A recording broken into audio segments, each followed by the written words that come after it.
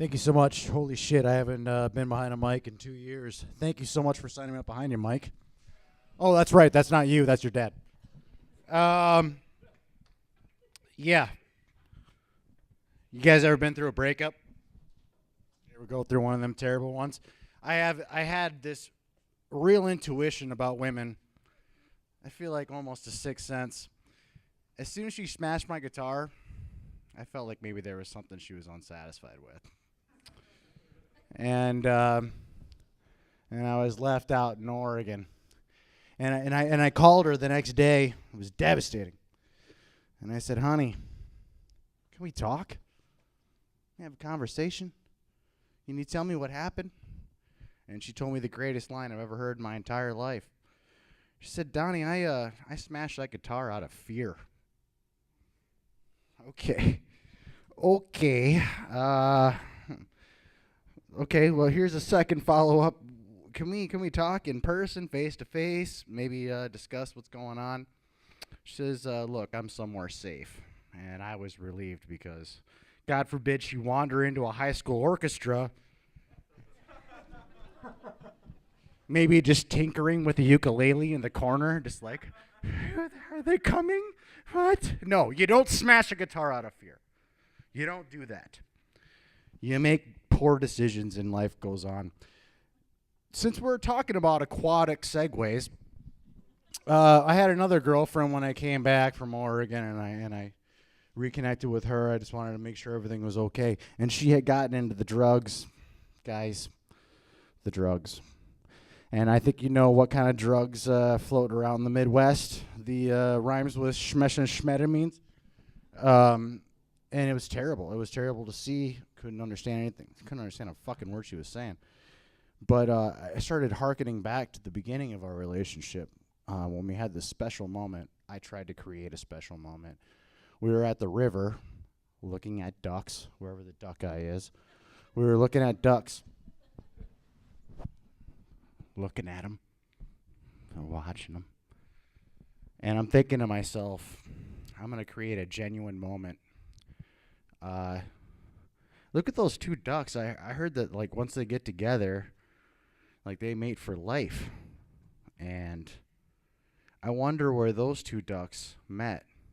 And it's kind of funny because of like, how did we meet? Did they meet in Canada? Did they meet in a bar? No, you know, how did these ducks meet?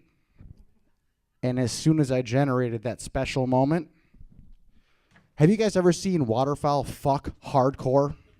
You ever seen that happen? Because that's what happened immediately. She's on the ground crying, laughing, and I'm sitting there with my mouth open going, why do I even try, God? Why? Why did I even try to generate a special moment? Look, here's how I'm going to finish this up. I moved back to South Dakota because I had some great friends. This is my first day at Quiznos. My friend gave me a job at Quiznos. And I was out busking the night before when I was 20 years old, 34 now. I was an alcoholic then, still going strong. It's all good. And so I was sitting there trying to get enough to get a six-pack together outside of Minerva's, and I was playing guitar. And this attractive, don't judge me, woman came out wearing a skirt and a cowboy hat. And she says, "Do you see some guy come by here wearing a cowboy hat?" I said, "Fuck no, lady. I'm just here trying to make a six-pack." And she's like, "Oh, that's interesting because I like musicians. What are you doing?" I just told you. Well, I live 3 blocks away. Why don't you come on over? All right, so we're going to go ahead and smash cut to us slow dancing in a kitchen with some fucking weird lady. And I'm not feeling good about myself. And sex happened. I left, and she had this full bar, and I was like, "Look at that bottle of Jack Daniels. Do you mind if I borrow that? Take that forever?" She's like, "Take that bottle of Black Velvet, please, instead." And I said, "Will do," and I grabbed the bottle of Jack Daniels and left. So I walked over, or I drove over, one-eyed, horrible. I think we're outside of the statute. Kicked in the door to my buddy's house. Bam!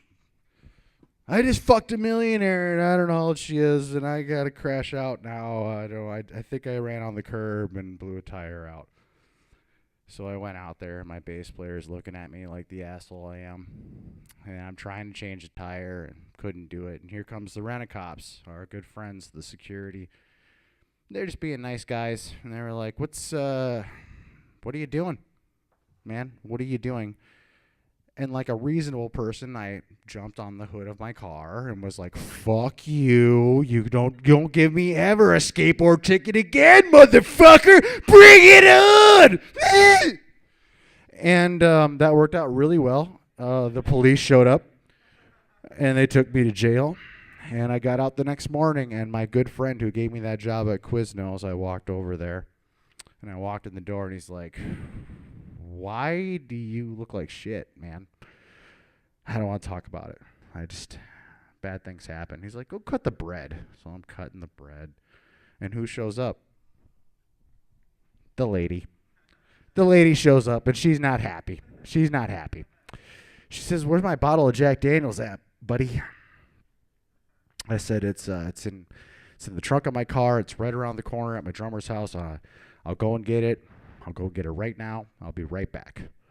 So I went over there and I grabbed that, grabbed my keys, and I went over there, and my car had been towed. And so I did the Charlie Brown walk. And I said, look, my car's been towed. I went to jail last night for being a loudmouth. And she says, oh, perfect. That's exactly where you belong. 911. So now it's my first day at Quiznos. There's the police there. My friend is shaking his head, wondering, why the fuck did you ever be hired here? And they showed up. And I said a simple series of words. I said, I'm 20 years old. That lady took me home, got me drunk, and had sex with me. And we never spoke again. That's the story of my first day at Quiznos. Thanks so much, guys.